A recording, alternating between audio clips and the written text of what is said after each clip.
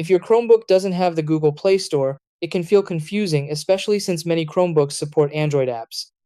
You might expect to see the Play Store right away, but instead it's missing completely. This usually comes down to a few specific reasons, like device compatibility, software version, or certain settings not being enabled.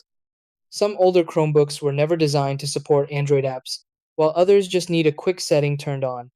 The important thing is understanding that the Play Store isn't guaranteed on every Chromebook, but in many cases, you can still enable it or find out why it's unavailable. Once you go through the right checks, you'll know exactly what's causing it and whether it can be fixed. Try these. Step 1. Open settings on your Chromebook. Step 2. Look for apps or Google Play Store section. Step 3. If available, turn on Google Play Store option. Step 4. Update your Chromebook from settings, then about Chrome OS. Then check for updates. Step 5. Check your Chromebook model to confirm Play Store compatibility. Step 6. Make sure you're signed in with a regular Google account